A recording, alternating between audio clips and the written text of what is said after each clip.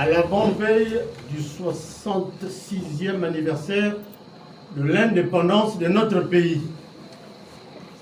L'attention des membres de la communauté nationale et internationale est brutalement affectée par des événements perturbateurs apparus dans la périphérie de notre histoire commune.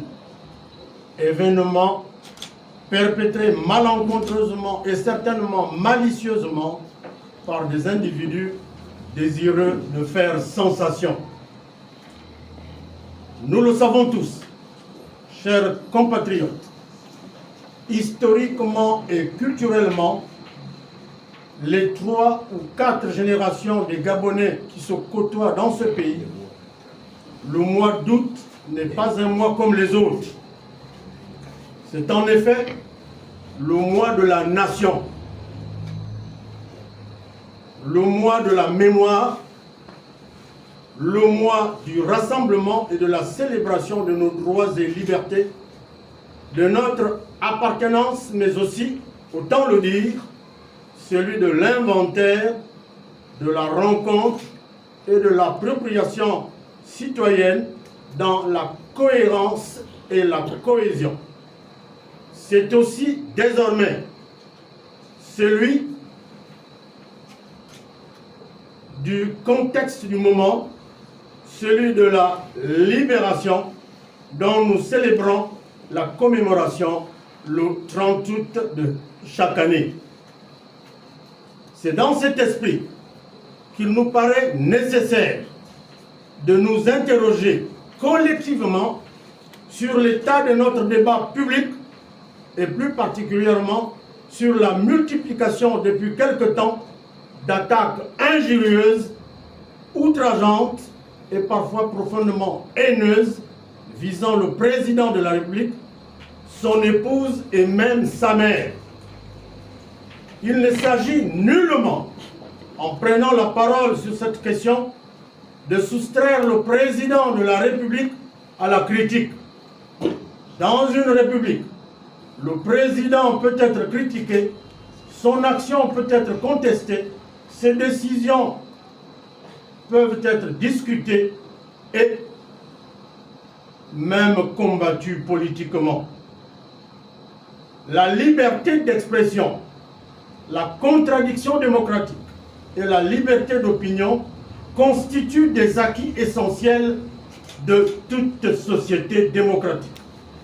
Mais il existe une différence fondamentale entre la critique et l'injure, entre l'opposition et la haine, entre l'interpellation citoyenne et l'attaque personnelle, entre la dénonciation argumentée et la diffamation. C'est précisément cette frontière que nous devons collectivement préserver. La fonction présidentielle mérite le respect de la République. Le président de la République est une personne, mais il est également le dépositaire d'une fonction institutionnelle. Attenter à sa dignité dans l'exercice de cette fonction ne relève donc pas seulement d'une querelle entre individus, cela touche au respect dû aux institutions de la République. À cette fin, nous rappelons que le code pénal gabonais est d'ailleurs explicite sur ce point. Il définit comme outrage toute atteinte à l'honneur ou à la considération d'une personne ou d'un corps dépositaire de l'autorité publique commise notamment par des paroles injurieuses, diffamatoires ou menaçantes, des écrits, images ou gestes. Plus spécifiquement, le Code pénal prévoit que l'outrage envers le président de la République, quel que soit le lieu, l'occasion ou le moyen utilisé, est passible des peines prévues. Il ne s'agit pas ici d'instrumentaliser la loi pour faire taire la critique, il s'agit simplement de rappeler une évidence. La liberté d'expression s'exerce dans le cadre de la loi et comporte des responsabilités. La démocratie ne signifie pas que tout serait permis au nom de la liberté. L'activisme ne saurait devenir une licence pour insulter. Nous pouvons comprendre que des citoyens soient en désaccord avec le pouvoir, qu'ils dénoncent des injustices, qu'ils exigent des comptes ou qu'ils interpellent vigoureusement les dirigeants.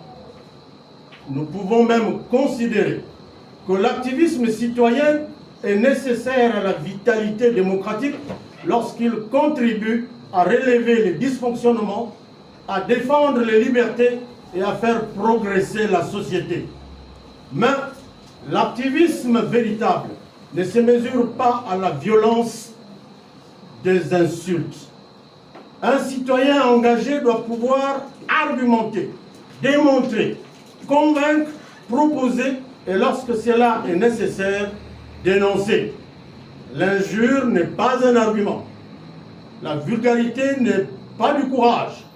L'humiliation n'est pas de l'engagement citoyen. Et la haine n'est pas du patriotisme.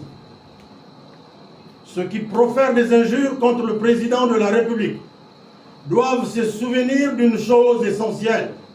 Avant d'être des activistes, des opposants, des influenceurs ou des contenteurs du pouvoir, ils sont d'abord des citoyens gabonais. Être citoyen, c'est aussi être patriote. Les deux notions sont en quelque sorte consubstantiellement liées.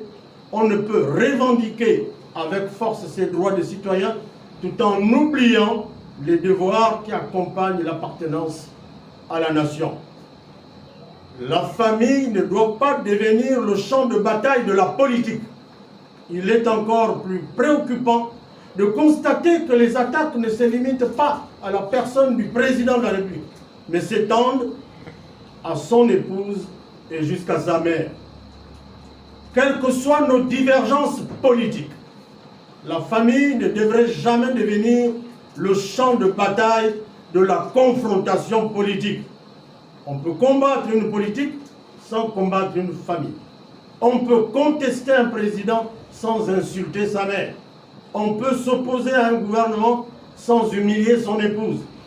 Il faut savoir conserver, même dans la confrontation la plus vive, cette part d'humanité qui permet à une nation de rester une communauté de destin. Lorsque le débat public se dégrade, c'est toute la République qui en souffre. La banalisation de l'injure politique produit des effets qui dépassent largement les personnes directement visées. Elle dégrade le débat national, elle banalise la violence verbale, elle nourrit les divisions et elle fragilise la confiance dans les institutions. Elle peut également donner de notre pays, à l'intérieur comme à l'extérieur de nos frontières, une image qui ne correspond ni à la dignité du peuple gabonais, ni à l'ambition que nous devons porter pour le Gabon. À l'heure où notre pays cherche à renforcer son attractivité, à attirer des investisseurs, à développer ses partenariats et à affirmer sa place dans le concert des nations, l'image que nous projetons compte. Les propos tenus sur les réseaux sociaux ne restent plus confinés à nos quartiers ou à nos cercles privés. Ils sont immédiatement accessibles au monde entier. Ainsi, lorsque le débat politique gabonais donne l'impression d'être dominé par l'invective, l'humiliation et les attaques personnelles, c'est indirectement l'image du Gabon qui est affectée. Le monde nous regarde, nos partenaires nous regardent, la diaspora nous regarde, les investisseurs nous regardent et surtout notre jeunesse nous regarde. Quelle république voulons-nous lui transmettre? Une république où le débat avec des arguments ou une république où l'on s'insulte faute d'arguments? Une république où l'opposition contribue à améliorer l'action publique ou une république où l'adversaire politique devient un ennemi à abattre? Reconnaître les mots pour trouver les remèdes. Il ne faudrait toutefois pas tomber dans l'excès inverse. Dénoncer les injures ne doit pas nous conduire à nier les frustrations, les incompréhensions ou les difficultés qui peuvent nourrir une partie de la colère exprimée dans notre société. Une république responsable doit savoir écouter ses citoyens. Elle doit savoir entendre les critiques. Elle doit savoir identifier ses insuffisances et y apporter des réponses. Une sagesse attribuée à Tacite, penseur romain du 1er siècle après Jésus-Christ, nous rappelle à cet égard une leçon politique essentielle. Quand un pays ne sait plus reconnaître ni ses mots, ni ses remèdes, il n'a le choix qu'entre la décadence et la révolution. Le remède à la colère citoyenne ne peut donc pas être l'insulte. Le respect des institutions est l'affaire de tous. Le président de la République passera, les gouvernements passeront, les majorités politiques passeront, les oppositions passeront, mais la République demeurera. En ce mois d'août, mois de la nation, faisons donc de cette période un véritable moment d'inventaire et de rencontre citoyenne. Interrogeons-nous sur nos droits, mais aussi sur nos devoirs. Réapproprions-nous nos symboles, nos institutions et notre histoire. Réapprenons à débattre sans nous détruire. Réapprenons à nous opposer sans nous haïr. Réapprenons surtout que, quelles que soient nos appartenances politiques, nous sommes d'abord et avant tout des Gabonaises et des Gabonais unis par une même communauté de destin. La République est notre bien commun. Elle appartient à ceux qui gouvernent, mais également à ceux qui contestent. Elle appartient à la majorité comme à l'opposition. Elle appartient surtout au peuple gabonais. Préservons-la, respectons-la, faisons-la vivre. À toutes les citoyens et à tous les citoyens gabonais de l'intérieur comme de la diaspora, nous vous souhaitons une excellente fête de l'indépendance. Que ce moment de mémoire, de fierté nationale et de rassemblement soit l'occasion pour chacune et chacun de réaffirmer son attachement au Gabon, à la République, à la paix et à la cohésion nationale. C'est pourquoi nous vous invitons tous à apprécier l'appel à la sagesse du penseur chinois Lao Tse, qui, il y a 3000 ans, postulait, je cite, « Le voyage est aussi important que la destination ». Alors, employons-nous à réaliser ce voyage ensemble au même rythme, au bon rythme. Vive la République, vive le Gabon. Merci.